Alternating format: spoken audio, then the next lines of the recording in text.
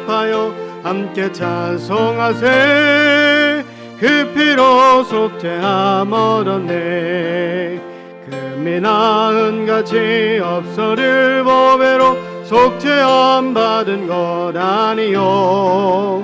거룩한 하나님 어린 양 예수의 그 피로 속죄함 얻었네.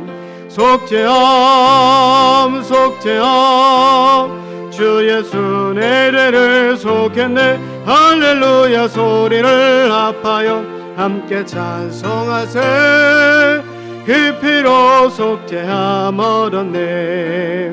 나 같은 죄인이 용서함 받아서 주 앞에 옳다함 얻음은 확실히 믿기는 어린 양 예수의 그 피로 속죄함 얻었네. 속죄함 속죄함 주 예수 내 죄를 속했네. 할렐루야 소리를 합하여 함께 찬송하세. 그 피로 속죄함 얻었네. 거룩한 천국에 올라간 후에도 넘치는 은혜의 찬송을 기쁘게 부르면 어린 양 예수의 그 피로 속죄함 얻었네. 속죄함 속죄함 주 예수 내 죄를 속했네. 할렐루야 소리를 합하여 함께 찬송하세. 그 피로 속죄함 나 같은 죄인이 용서함 받아서 주 앞에 옳다함 얻음은 확실히 믿기는 어린 양 예수의 그 피로 속죄함 얻었네. 속죄함 속죄함 주 예수 내 죄를 속했네. 할렐루야 소리를 합하여 함께 찬송하세. 그 피로 속죄함 얻었네. 거룩한 천국에 올라간 후에도 넘치는 은혜의 찬송을 기쁘게 부르면 어린 양 예수의 그 피로 속죄함 얻었네. 속죄함 속죄함 주 예수 내 죄를 속했네. 할렐루야 소리를 합하여 함께 찬송하세. 그 피로 속죄함 얻었네. 아멘. 259장입니다.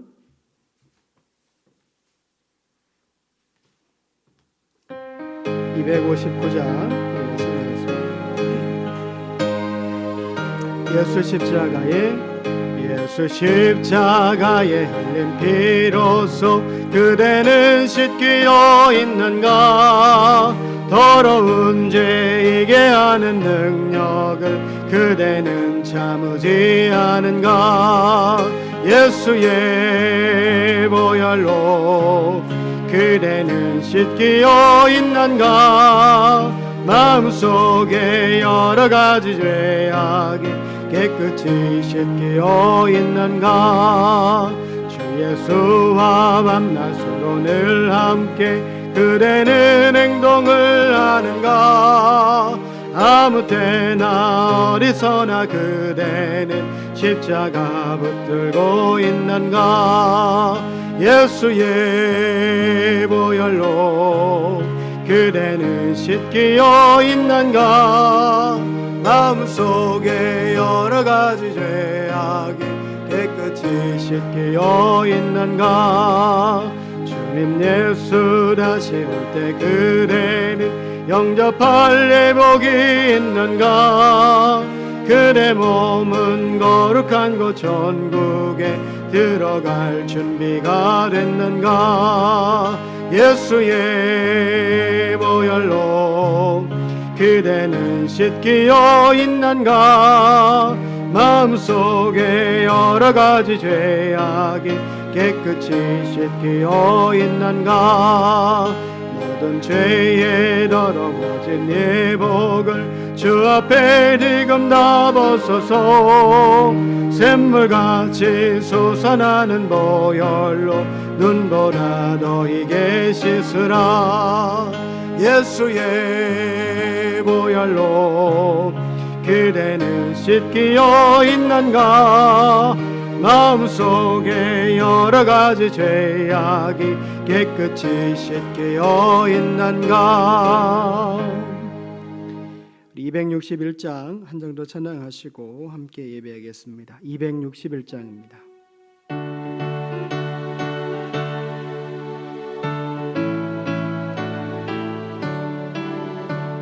이 세상의 모든 죄를 밝히시는 주의 보혈, 성자 예수 그 귀한 피 찬송하고 찬송하세.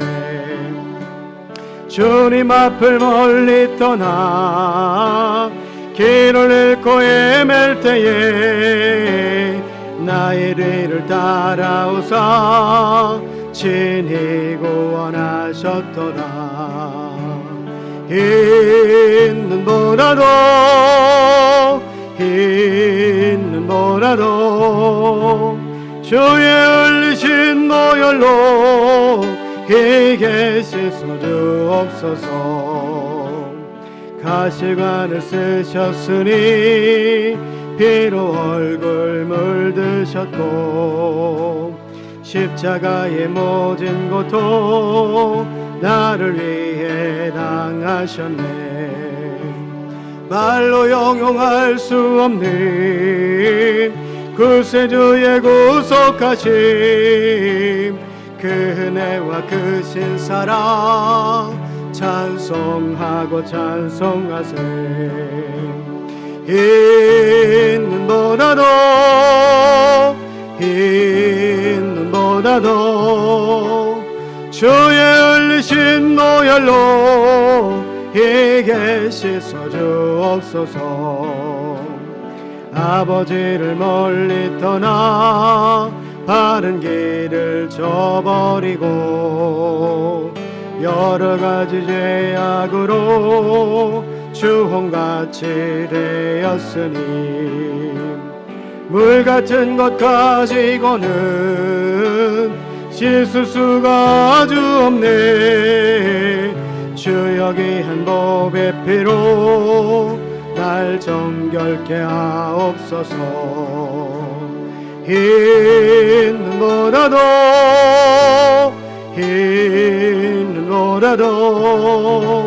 주의 흘리신 보혈로 이게 씻어 주옵소서. 아멘. 이 시간 다 같이 묵도하심으로 수요 예배를 하나님 앞에 드리겠습니다. 우리 조용히 기도하겠습니다.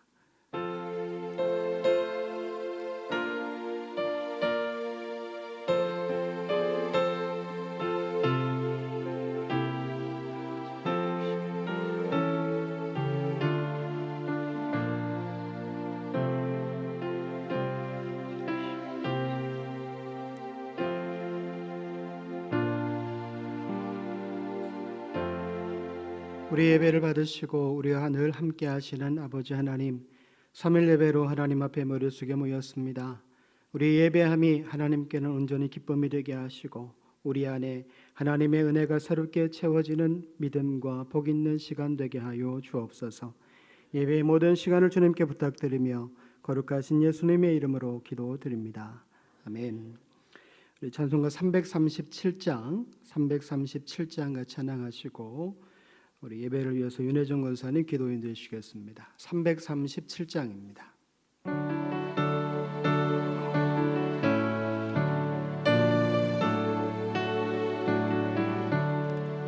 내 모든 시험 무거운 짐을 주 예수 앞에 아뢰이면 근심에 쌓인 날 돌아보사 내 근심 모두 맡으시네. 무거운 짐을 아울러 지고 견디다 못해 쓰러질 때 불쌍히 여겨 구원해 주리 은혜의 주님 오직 예수 내 모든 괴로움 닥치는 환난 주 예수 앞에 아뢰이면 주께서 친히 날 구해 주사 넓으신 사랑 베푸시네 무거운 짐을 아울러 지고 견디다 못해 쓰러질 때 불쌍히 여겨 구원해 주리 은혜의 주님 오직 예수 내 짐이 점점 무거워질 때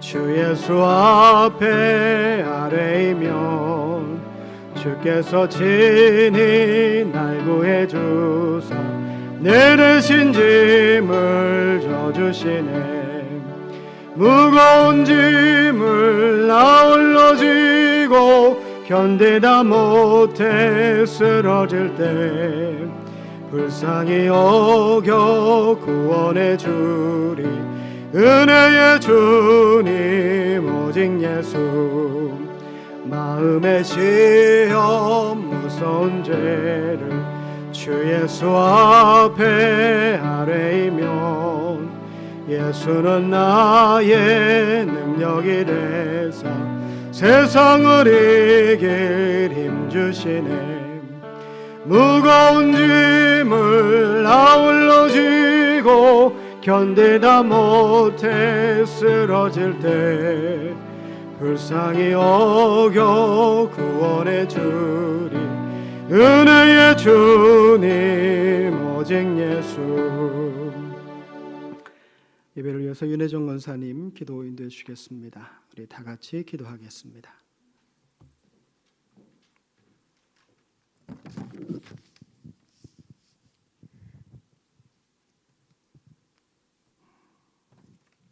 거룩하신 하나님 아버지, 우리를 구속하여 주시고 자녀 삼아 주셔서 영원한 생명을 주신 하나님 아버지, 오늘도 여전히 하나님 앞에 예배자로 불러주셔서 감사합니다. 긍휼을 베푸시는 하나님 아버지, 저희들의 삶 속에서 주님을 온전히 의지하지 못하고 전적으로 신뢰하지 못했던 저희들의 연약한 모습을 회개하오니 용서하여 주시옵소서. 주님 앞에 간절한 마음으로 기도하는 모든 성도들의 심령을 예수 그리스도의 보혈로 정결케 하셔서 거룩하고 참된 마음으로 주님 앞에 나아가는 복된 은혜의 시간이 되게 하옵소서. 이제는 아름다운 예배당에서 사랑스러운 아이들의 웃음소리가 들리고 날로 빈자리가 채워지며 우리들의 얼굴에 미소와 마음의 평안함이 느껴지며 행복해지게 하시니 감사합니다. 추석 명절을 통하여 각자의 자리에서 최선을 다해 살아왔던 가족들과 귀한 만남을 가지고 교제하게 해주셔서 감사합니다. 서로 사랑하며 화합하게 하시는 은혜를 주셔서 감사합니다. 능력의 하나님 아버지, 결실의 계절, 풍성함이 넘치는 풍요로운 가을에 목사님을 비롯하여 교회의 어르신들과 장년들과 청년들과 유소년들이 성령의 지혜와 능력을 덧입어 영육이 더욱 강건하여지고 목표하는 올해의 간구하는 기도의 제목들이 응답되어지기를 원합니다. 우리의 삶이 하나님의 손 아래에 있으며 우리가 행하는 모든 일들이 하나님의 뜻과 계획하심 속에 있다면 이루지 못할 것이 없습니다. 하나님께서는 하나님의 능력을 신뢰하며 살아가는 우리에게 목표를 이룰 힘을 주실 것이라 믿으며 우리들의 최선과 하나님의 도우심으로 꼭 목표를 이루게 해 주시옵소서. 아멘. 하나님 아버지, 다음 주간에는 저희 교회 90주년을 맞이하여 온 세대 부흥회를 진행합니다. 이번 부흥회를 통하여 저희 교회가 성령이 불같이 임하게 하여 주시고 모든 성도님들이 함께 참여하여 살아 역사하시는 하나님의 은혜를 뜨겁게 체험하는 복된 시간 되게 하여 주시옵소서. 이 시간 살아계신 하나님의 말씀을 대언하는 목사님을 성령으로 충만케 하셔서 전하는 귀한 말씀으로 말미암아 온 성도들이 살아계신 하나님의 뜻을 깨닫고 순종하는 시간이 되게 하옵소서. 주님께 감사와 찬양과 영광을 올려드리며 예수님의 이름으로 기도합니다. 아멘. 아멘.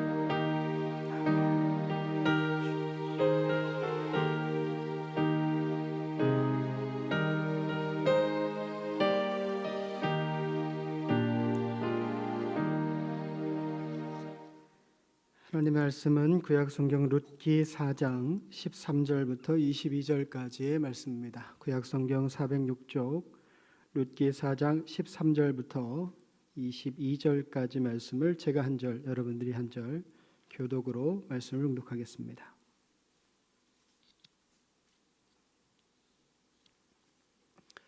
구약성경 406쪽 룻기 4장 13절부터 22절까지의 말씀입니다.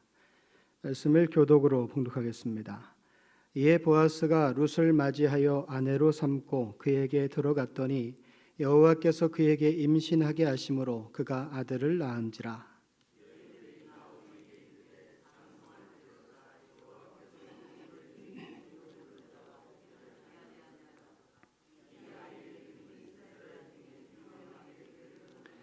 이는 내 생명의 회복자이며 내 노년의 봉향자라.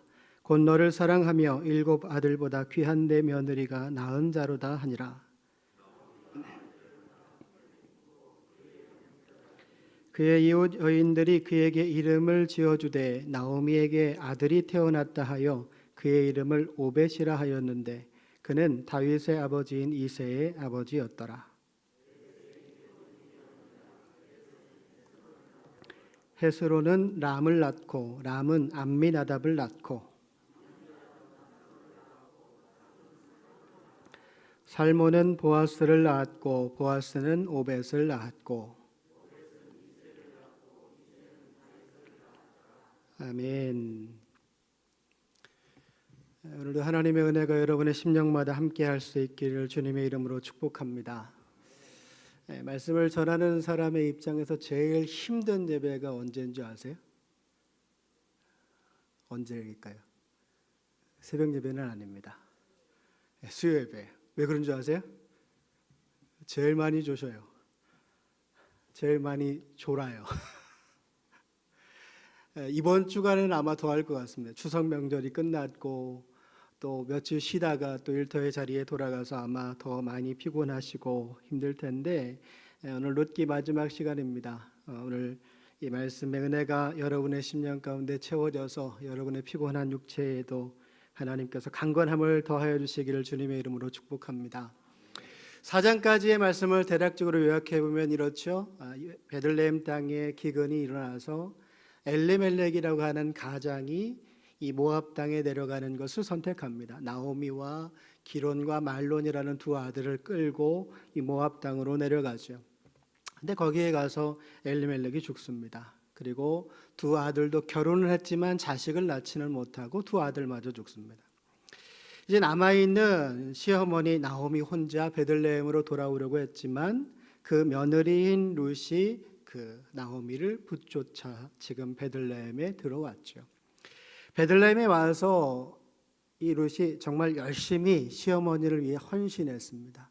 자기가 할 수 있는 이삭을 주우면서 시어머니를 먹여 살렸고 그것이 보아스에게 아주 좋은 모습이 되어서 보아스 스스로가 내가 그 기업을 물어주겠다라는 선택을 하게 됐습니다. 이게 지난주까지의 말씀입니다.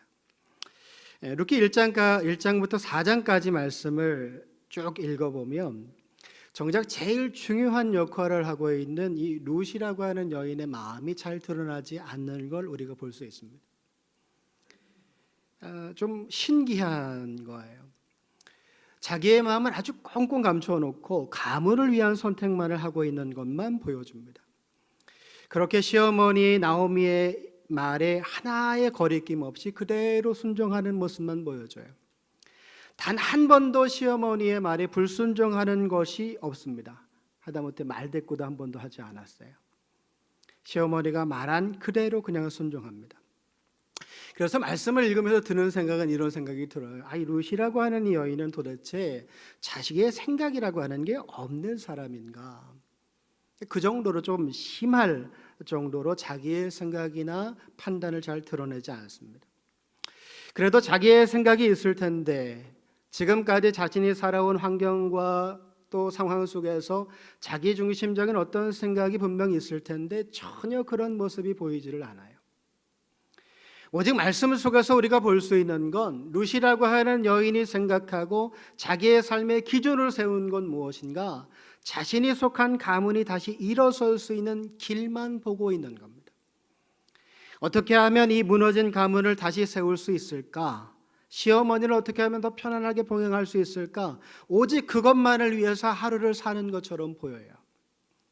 근데 이상한 것은 룻이 만난 보아스도 비슷한 인물이라는 겁니다.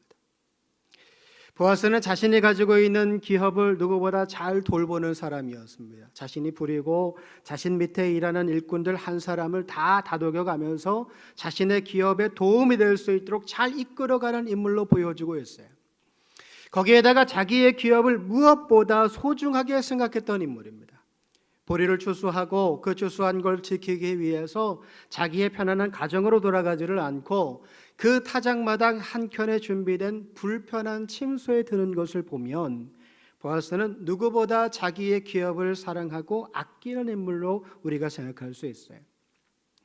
여러분, 우리가 입장을 바꾸어 보면 룻의 희생은 한편으로는 이해가 됩니다. 왜냐하면 결혼한 여인의 삶의 기준이라고 하는 게 자신이 속한 가문의 기업과 가정을 위한 삶이기 때문에 보아스와 결혼하여 기업을 이어가는 것도 이해가 되고 나오미를 섬기고 그 가정을 위해 최선을 다하는 모습도 이해가 됩니다. 그게 결국은 자기에게도 유익이 되니까요. 근데 이 보아스의 희생은 그의 인생에서 크게 도움이 되지 않는 말 그대로 그냥 희생일 뿐입니다. 자기의 가정이나 엘리멜렉의 가정을 세우고 이미 무너져 소망이 보이지 않는 그 가정의 희망을 세우는 일이에요. 자기와는 별로 상관이 없는 일입니다. 자신에게 돌아오는 유익도 분명하지 않아요. 기업을 물리는 일은 지난주 우리가 말씀 살펴본 것처럼 내 것을 오히려 내놓아야 되는 일이고 그 일이 언제 끝날지 정확하게 알 수 없는 아주 불편한 일입니다. 그냥 쉽게 생각해 보면 보아스가 얻게 되는 유익은 뭐냐? 그냥 젊은 여인을 자기의 아내로 삼는 것밖에는 없어요. 여인 하나를 품에 안기 위해서 너무 많은 희생을 하고 있는 거죠. 여러분, 보아스는 충분한 재력을 가지고 있는 인물입니다. 정상적인 과정으로 아내를 얻어도 충분히 얻을 수 있는 사람이에요. 굳이 이방 여인이자 기업을 물어주는 불편한 선택을 하지 않아도 됩니다. 오늘 말씀에서 말하고 있는 것처럼 낳은 아들 오벳은 자신의 아들이 아니라 나오미의 품에 안기게 됩니다. 자신의 자녀가 아니에요. 나오미의 아들로 기록됩니다. 낳기는 보아스가 낳았지만 나오미의 양자로 살아가게 되는 거예요. 룻이라는 이방 여인의 가문을 위한 희생, 보아스라는 친족의 가문의 기업을 이어가기 위한 그 희생, 이 두 사람의 희생은 정작 이 두 사람에게는 별다른 득이 되지 않는 그냥 일방적인 희생일 뿐입니다. 두 사람의 인생만 놓고 보면 분명히 그래요. 그러나 이 두 사람의 희생을 통해서 주어지는 결과물은 어마어마합니다. 그냥 한 가문을 살리는 정도가 아니라 이스라엘 민족 자체를 살리고 그 나라를 세우는 일이 됩니다. 룻과 보아스의 관계 속에서 태어난 아들이 오벳입니다. 그 오벳은 이새의 아버지가 됩니다. 여러분 모두가 아시는 것처럼 이새는 다윗, 이스라엘의 두 번째 왕이었던 다윗의 아버지가 되는 인물입니다. 다윗 이후의 이스라엘의 역사는 그 후손들을 통해서만 흘러가게 됩니다. 여러분, 일반적으로 구약학적으로 룻기서는 4장 17절이 마지막 구절이라고 이야기합니다. 그리고 18절부터 22절까지의 말씀은 후대에 첨부된 말씀으로 받아들여지고 있어요. 왜 그런가 하면 육체적으로 오벳은 보아스의 아들이기는 하지만 보아스의 가문에 기록된 인물이 아니라 나오미, 즉 엘리멜렉의 아들로 기록되어야 맞습니다. 그것은 보아스는 기업을 물을 자이기 때문이에요. 근데 오늘 우리가 읽은 18절부터 22절까지의 말씀을 보면 21절에서 살몬은 보아스를 낳고 보아스는 오벳을 낳고라고 쓰고 있습니다. 이게 결국 무슨 말이냐? 이스라엘의 기업을 물을 일에 대해 쓰고 있는 게 아니라는 거예요. 한 가문의 기업을 물어서 그 가문이 일어서는 일을 말하고 있는 게 아니라 보아스라는 인물, 룻이라는 여인의 희생을 통해서 한 가문 정도가 아니라 한 나라의 역사가 변하고 있는 걸 선언하고 있는 것입니다. 이들 함께 하신 여러분 모두가 잘 아시는 것처럼 이스라엘의 첫 번째 왕은 다윗이 아니라 사울입니다. 우리 생각에는 이게 좀 안 맞는 것 같아요. 이왕 보아스와 룻이라고 하는 두 사람을 통해서 희생을 통해서 한 나라의 역사를 바꾸시려면 이왕이면 두 번째보다는 첫 번째가 나았을 것 같잖아요. 룻기의 상황을 보면 아직 사사들이 이스라엘을 다스리던 때의 이야기입니다. 그렇다면 이왕이면 이 두 사람의 이런 희생을 통하여 나는 아들이니까 그 아들을 통하여서 이스라엘의 왕을 출생시키실 것이라면 그 나라가 시작되고 처음 왕이 세워질 때부터 쓰임받으면 얼마나 좋겠어요. 근데 하나님께서는 첫 번째가 아니라 두 번째 왕으로 다윗을 세우십니다. 이스라엘 백성이 하나님께 왕을 요구했을 때 앞에 세워진 사무엘에게 왕을 요구할 때 그들의 중심은 이미 하나님을 버린 후였습니다. 하나님의 역사와 기적으로 세워진 나라가 하나님이 아니라 인간을 왕으로 선택한 것은 이미 그들의 중심이 하나님께로부터 떠났고 그들의 신앙 자체가 하나님으로부터 멀어지고 있다는 걸 의미하고 있는 거예요. 그들의 요구로 세워진 사울 왕, 물론 하나님의 선택과 기름 부음을 받기는 했지만 자신이 해야 될 본분을 잃어버립니다. 처음 왕으로 세워질 때부터 사무엘을 기다리지 못하고 하나님 앞에 자기가 직접 나서서 제사를 집례하는 행동을 보입니다. 이미 그 중심이 하나님으로부터 멀어져 있는 인물인 거예요. 근데 다윗은 조금 다릅니다. 왕으로 기름 부음 받고 환란의 시기를 지낸 후에 이스라엘과 유다의 통합된 왕이 되었을 때에 이미 다윗은 온 국민은 물론이고 하나님께 인정받는 인물로 성장한 후였습니다. 사울은 그의 외모에서 풍기는 인간적인 강함을 가지고 있었던 인물이었다면 다윗은 그의 중심이 사람의 눈에는 보이지 않지만 그 마음의 중심이 하나님께로 향한 인물이었습니다. 사울은 자신의 힘으로 국민의 마음을 하나로 모아서 하나님 앞으로 인도하려고 했지만 실패했어요. 자기의 생각으로는 될 것 같았지만 결국은 자기의 마음 하나도 제대로 추스르지를 못하고 하나님께는 버림받고 전쟁에서 비참한 죽음을 맞이하게 됩니다. 그러나 다윗은 자신이 고난에 처한 상황에도 자기와 함께하는 사람들에게 하나님의 말씀과 뜻을 가르칩니다. 하나님 앞으로 인도할 줄 아는 인물이었던 거예요. 왕이 된 자신이 중심이 아니라 자기가 우선이 아니라 하나님께서 앞서시고 그 뒤를 따르는 자였던 것입니다. 우리가 성경을 읽으면서 보게 되는 것처럼 다윗은 사무엘 상하 말씀 속에서 자기에게 창을 던지고 죽음의 사지로 몰아가고 있는 사울을 향해서 단 한 번도 적대적인 마음을 갖지 않았습니다. 사울을 죽일 수 있는 몇 번의 기회가 주어질 때마다 다윗과 함께 했던 사람들은 하나님께서 우리에게 기회를 주셨으니 사울을 죽이십시다 그렇게 이야기했지만 하나님께서 세워주신 기름 부음 받은 왕을 함부로 할 수 없다라고 하는 것이 다윗의 입장이었습니다. 결국 다윗의 말대로 사람이 아닌 하나님께서 사울과 그의 가문을 심판하셨고 다윗은 하나님 이스라엘과 유다를 통합한 첫 번째 왕이 되었습니다. 아마 그때 다윗과 함께 도망했던 다윗에게 사울을 죽이자고 부추겼던 모든 부하들이 깨달았을 거예요. 다윗의 중심은 하나님께로 향해 있고 하나님 또한 그런 다윗을 이스라엘의 왕으로 세워주시는구나. 여러분, 다윗이 이스라엘의 왕이 된 것은 순전히 룻과 보아스의 희생의 결과입니다. 정말 보잘것없고 하찮아 보였던 그 힘없던 모압 여인 룻, 그러나 그 여인의 한 가문을 향한 희생, 자신이 아니라 다른 사람을 위해 헌신한 그 일생의 모습이 결국에는 한 가문은 물론이고 한 나라를 하나님의 나라로 세우는 희생이 된 것입니다. 사랑하는 여러분, 우리가 룻기 말씀을 통해서 본 복을 받는 방법이 무엇인가요? 그건 자기를 버리는 겁니다. 하나님께 복 받는 방법이 무엇인가? 룻이 보여주는 건 자기를 버리는 거예요. 예수님처럼 인류의 구원을 위해 자기의 목숨까지도 아깝지 않게 내놓을 수 있는 그 단호한 결단과 희생이 저와 여러분을 하나님의 자녀로 변화시킨 힘이 된 것입니다. 룻의 희생이 없었다면 어떻게 엘리멜렉의 가물이 일어날 수 있고 한 나라가 하나님 앞으로 돌아가서 든든히 설 수가 있었겠어요? 희생이 결국 복을 만들어낸 것입니다. 근데 여러분, 우리는 복이라고 하는 것을 생각할 때 어떻게 생각하느냐? 그냥 받기만을 원합니다. 제가 어릴 적에 저희 큰 집에 큰 감나무가 하나 있었거든요.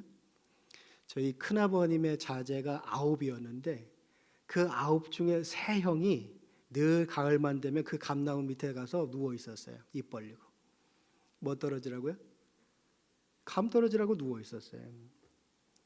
근데 그걸 누구도 안 말렸어요. 근데 어린 제가 봤을 때 참 바보 같은 짓이었습니다. 아니 그럴 바에 올라가서 따먹지. 우리가 지금 하나님 앞에 복 받기 원할 때 어떻게 하고 있는가 하면 그 감나무 밑에 입 벌리고 누워 있는 거예요. 정작 나는 아무것도 안 하면서 어떤 희생도 어떤 손해도 받지 않으려고 하면서 그냥 복만 받기를 원합니다. 그러나 룻기 말씀을 통해서 보게 되는 복 받는 길은 먼저 자기를 버리는 희생이 필요하고, 나를 버리고 한 가문을 우선하고 율법으로 정해진 것이라고 할지라도 그것에 순종하는 모습 속에서 복이라고 하는 것이 한 가문과 한 사람의 인생 속에 주어지는 걸 우리가 보게 됩니다. 하나님께서 함께 하시는 여러분, 진정한 복은 희생이 먼저 필요합니다. 요구하여 무조건 받는 복은 금방 잊혀져요. 하나님은 주시는 분이니까 우리가 달라고 하면 주시겠지만 우리가 아무런 희생도 하지 않고 복을 받으면 그게 복인지도 모르고 살 때가 참 많습니다. 내가 한 건 달라고 떼쓰는 것밖에는 없잖아요. 그러나 하나님 앞에 드린 희생, 내가 먼저 하나님의 말씀 앞에 순종하고 내 자신을 드리는 삶이 아닌 하나님께서 나를 통하여 드러나시기 원하시는 마음을 갖고 사는 인생은 진정한 복을 경험할 뿐 아니라 그 복을 누릴 수 있는 삶을 살아갈 수 있는 것입니다. 오벳은 이새를 낳고 이새는 다윗을 낳았더라. 결국 보잘것없는 모압 여인 룻과 보아스의 이상이 한 가문을 살리고 한 나라를 하나님 앞으로 인도하는 놀라운 결과를, 누구도 일어날 수 없는 복을 만들어냈습니다. 그리고 그 복은 한 사람에게서 끝나지 않고 한 나라의 역사 안에 담긴 복이 되었습니다. 저는 오늘 이 복이 예배 가운데 함께 하신 여러분 모두의 복과 능력이 될 수 있기를 축복합니다.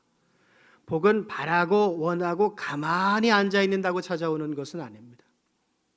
내가 먼저 복받을 준비를 해야 하고 복받을 만한 순종과 용기 그리고 헌신될 삶의 모양을 가지고 있어야 합니다. 아무것도 하지 않고 바라고 앉아만 있는 사람에게 절대 하나님의 복은 임하지 않습니다. 기다릴 때가 있고 나가 뛰고 달릴 때가 있는 거예요. 지금은 기다릴 때가 아니라 나가서 뛰고 달릴 때입니다. 룻기를 읽으면서 보이지 않는 게 있다면 앞에서 말한 것처럼 룻의 속내입니다. 그 여인이 어떤 마음으로 이런 희생을 했는지 알 수가 없어요. 보아스는 어떤 마음으로 룻을 선택했는지 대략 짐작할 수 있습니다. 룻이 보여준 희생이 있고 자기에게 다가오는 실천이 있기 때문이에요. 근데 룻의 마음은 알 길이 없어요. 심지어는 오벳을 낳은 장본인은 룻인데 룻이 얼마나 그 아들을 낳고 기뻐했는지, 오벳을 낳은 후 룻의 인생은 어떠했는지조차도 성경은 쓰고 있지 않습니다. 철저하게 룻의 마음과 삶은 감추어져 있어요. 그게 그렇게 중요하지 않은 것처럼 룻이라는 여인이 보이지 않습니다. 여러분 이상하지 않으세요? 룻기의 주인공이 룻이잖아요. 근데 룻은 감추어지고 사라져버렸습니다. 이상하지 않으세요? 적어도 그 이름으로 성경의 이름을 삼았다면 잘 먹고 잘 살았다, 뭐 그 정도로는 끝이 나야 되겠죠. 적어도 보아스와 결혼한 룻이 남은 인생을 편안하고 행복하게 여인으로 누릴 수 있는 모든 행복과 기쁨을 누리며 잘 살았다, 그 정도로는 끝이 나야 좋을 것 같잖아요. 근데 보이지 않습니다. 오늘 우리가 읽은 본문이 룻기의 마지막 부분이에요. 근데 룻이 보이지 않습니다. 오히려 나오미만 보여요. 시어머니 나오미, 룻이 낳은 아들 오벳을 통해 기업을 회복한 나오미만 보입니다. 여러분 룻이 어디로 갔을까요? 조금 심하다 싶은 건 룻이 어떻게 그 삶을 맞췄는지조차도 말하고 있지를 않다는 거예요. 여러분, 대부분 성경에서 한 인물을 이야기할 때에는 반드시 그 삶의 마지막을 이야기합니다. 성경은 낳고의 역사이기도 하고 죽고의 역사도 담고 있기 때문입니다. 근데 룻에 대해서 성경은 함구해요. 더 이상 이야기하지 않아요. 룻의 희생으로 한 나라의 역사가 바뀌었는데, 한 가문은 복을 얻었고 한 나라의 역사가 바뀌었는데, 그 정도의 영향력을 가지고 있는 여인인데 그 여인의 인생 마지막에 대해 성경은 입을 닫고 있습니다. 이 여인이 이스라엘 백성이 아니라 이방 여인이기 때문일까요? 우리가 생각할 때 분명 룻의 희생은 그 희생으로 얻은 열매를 보면 그 인생은 가치없는 인생은 아닙니다. 오늘 본문에서 유일하게 룻에 대해 말하고 있는 내용은 이것이에요. 이에 보아스가 룻을 맞이하여 아내로 삼고 그에게 들어갔더니 여호와께서 그에게 임신하게 하심으로 그가 아들을 낳은지라. 이것이 전부입니다. 보아스가 룻과 동침했고 그 사이에서 아들이 태어났다. 여러분, 근데 생각해 보니까 이것이 룻의 인생의 가장 행복한 순간이었을 것 같아요. 엘리멜렉의 아들인 말론과 결혼해서 몇 년을 살았는지 알 수는 없지만 그 사이에 자식이 없었습니다. 근데 오늘 말씀의 내용으로 추정해 보면 그 둘 사이에서 자식이 없었던 이유가 뭐냐? 하나님께서 허락하지 않으셨기 때문이에요. 그러나 보아스와의 관계에서는 아들을 허락하셨습니다. 자식을 낳은 두 사람의 관계는 어떤 관계가 됐을까요? 이 두 사람이 서로를 바라보는 마음이 어때졌을까요? 이 두 사람을 바라보는 주변 사람들의 시선은 어떻게 변했을까요? 여러분, 이 모두를 종합해 보면 굳이 룻의 남은 인생이 얼마나 행복했는지에 대해서 말할 필요가 없을 것 같아요. 이런저런 미사오군을 가져다가 룻이 이렇게 저렇게 행복하게 살았다, 그러다 몇 살이 되어 하나님께 부름받았다, 그런 설명이 필요 없을 만큼 이미 룻은 행복한 여인이었던 겁니다. 결론을 내리면 희생이 희생으로 끝나지 않고 고생이 고생으로 끝나지 않았다는 거예요. 하나님께서 그의 인생의 가장 좋은 것으로 갚으셨고 누구와도 비교할 수 없는 행복이 그 남은 인생 위에, 그 남은 인생 속에 가득했다는 걸 우리가 추측할 수 있습니다. 오벳을 안고 행복해하는 시어머니 나오미의 모습을 보며 룻의 마음이 어땠을까요? 나이 많은 남편 보아스가 젖을 물고 있는 그 아들 오벳을 보면서 어떤 표정을 지었을까요? 그런 보아스를 바라보는 룻의 마음은 여러분 어땠을까요? 여러분, 그냥 그 자체가 은혜이고 행복입니다. 룻 스스로도 이런 행복을 기대하지 못했을 거예요. 모압 땅을 떠나서 시어머니 고향 베들레헴에 들어올 때 얼마나 어색하고 낯선 땅이었겠어요. 내가 여기서 잘 살 수 있을까? 그런 두려움이 밀려왔지 이렇게 행복하게 될 건 꿈에도 생각하지 못했을 겁니다. 네, 결국 룻의 희생이 이런 결과를 만들어냈습니다. 사랑하는 여러분, 하나님은 그런 분이십니다. 하나님은 희생을 행복으로 만드시는 분입니다. 지금 나의 희생이 언젠가는 행복으로 나에게 다가올 거예요. 그냥 희생으로만 끝나지 않고 반드시 누구도 상상할 수 없을 만큼의 행복과 기쁨으로 우리에게 다가올 것입니다. 여러분, 그러니 희생하는 것에 주저하지 마시고 내 것을 나누는 것에 멈칫거리지 마시고 마음껏 하나님 앞에 희생하고 사랑하고 섬기며 사는 복받는 인생 사실 수 있기를 주님의 이름으로 축원드립니다. 함께 기도하겠습니다. 하나님, 오늘도 저희를 붙들어 주시어서 믿음의 자리에 하나님을 의지하며 겸손히 하나님을 따르고 하나님 앞에 머물게 하심을 감사합니다. 룻기 4장까지의 말씀을 함께 살펴보며 룻이 어떤 희생을 했고 가문을 위하여 결국 그 희생이 한 가문뿐 아니라 한 나라의 역사를 바꾸었고 그것이 하나님의 모든 계획이었던 것을 우리가 말씀을 통하여 봅니다. 희생이 희생으로 끝나지 않았고 고생이 고생으로 끝나지 않았고 하나님은 희생을 행복으로 만드신 분임을 우리는 믿습니다. 하나님, 룻이 받은 그 행복을 우리도 얻게 하시고 우리도 룻과 같이 헌신하고 사랑하며 희생하며 우리에게 주어진 믿음의 길을 지키며 사는 저희 모두가 되게 하여 주옵소서. 광주제일교회 90년의 역사 속에 함께하신 아버지 하나님, 그 가운데 얼마나 많은 희생과 사랑과 노력이 있었습니까? 하나님, 이 시대를 살아가며 우리 교회를 세워가는 이 시대의 인물인 우리가 누구보다 먼저 낮아지고 사랑하고 희생하고 헌신하여서 우리 교회에 허락하신 하나님의 사랑을 계속 이어갈 수 있는, 믿음의 유업을 이어갈 수 있는 저희 모두가 되게 하여 주옵소서.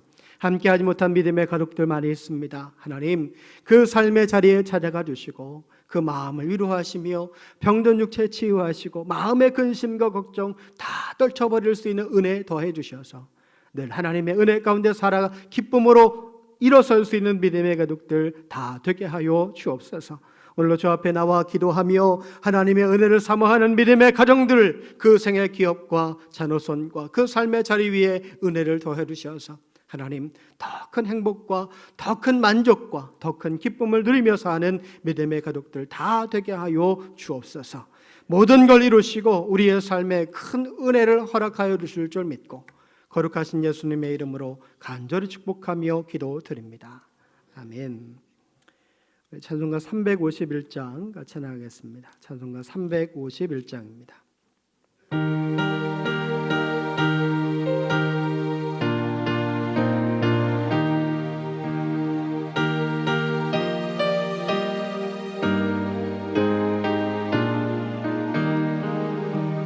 믿는 사람들은 주의 군사니 앞서가신 주를 따라갑시다. 우리 대장 예수 길을 들고서 접전하는 곳에 가신 것 보라. 믿는 사람들은 주의 군사니 앞서가신 주를 따라갑시다. 원수 마귀 모두 쫓겨가기는 예수 이름 듣고 겁이 남이라. 우리 찬송 듣고 지옥 떨리니 형제들아 주를 찬송합시다. 믿는 사람들은 주의 군사니 앞서가신 주를 따라갑시다. 세상 나라들은 멸망당하나 예수 교회 영영 왕성하리라. 마귀 권세 감히 해치 못함은 주가 모든 교회 지키심이라. 믿는 사람들은 주의 군사니 앞서가신 주를 따라갑시다. 백성들아 와서 함께 모여서 우리 모두 함께 개가 부르세.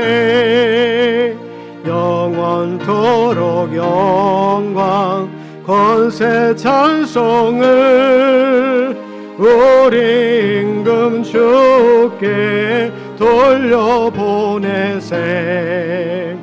믿는 사람들은 주의 군사니 앞서가신 주를 따라갑시다.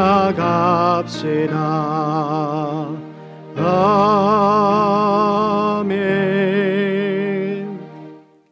옆에 계신 분과 인사하겠습니다. 남은 한 주간도 믿음 안에 승리합시다. 인사하겠습니다.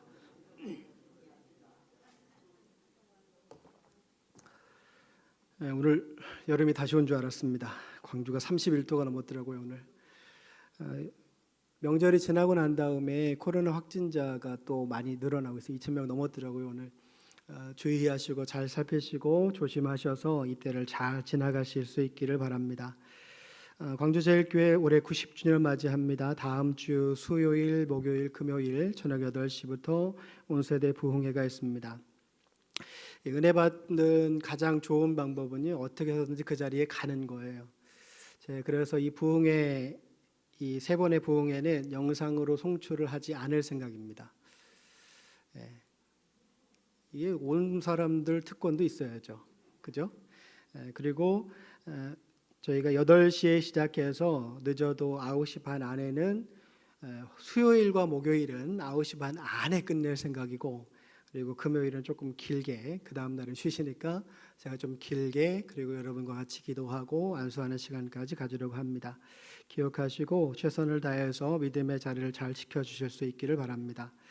다음 주 화요일 9월 20일 오후 2시에 저희 교회에서 광주 동지방 여전도연합회 원례가 있습니다. 생각해 보니까 다음 주는요, 화수목금 계속 교회 오셔야 되더라고요. 복이죠? 아닌가요? 화수목금 오실 때 하나님께서 그에 맞는 은혜와 또 건강을 더해 주실 줄 믿습니다. 오셔서 열심으로 섬겨주시고 또 함께 열심히 기도해 주시기를 부탁드립니다. 나머지 광고는 주보 참고하시고 우리 같이 기도하겠습니다. 하나님, 오늘도 저희를 붙잡아 주시어서 어렵고 힘든 하루를 잘 이겨내게 하시고 하나님 앞에 나와 예배하며 룻이 가졌던 그 희생을 우리가 갖고 룻이 얻었던 복도 우리가 얻기를 소망하며 기도합니다. 하나님, 그냥 입만 벌리고 앉아있는 믿음 없는 자가 아니라 하나님께 구하고 찾고 두드리고 하나님 앞에 우리의 삶을 헌신하며 순종하며 살아서 룻이 한 것처럼 하나님의 큰 복과 행복을 얻는 저희 모두가 되게 하여 주옵소서. 이제는 우리 주 예수 그리스도의 은혜와 아버지 하나님의 동행하심과 성령님의 역사하심이 하나님 앞에 헌신하고 희생하며 하나님의 복을 얻기 소망하는 믿음의 가족들 머리머리 위에와 그 생의 기업과 자녀손 위에 이 자리에 함께하지 못한 가정에서 영상으로 예배하는 모든 광주제일교회에 속한 믿음의 가족들 머리머리 위와 그 생의 기업 위에 이제로부터 영원토록 함께하시기를 간절히 축원하옵나이다. 아멘.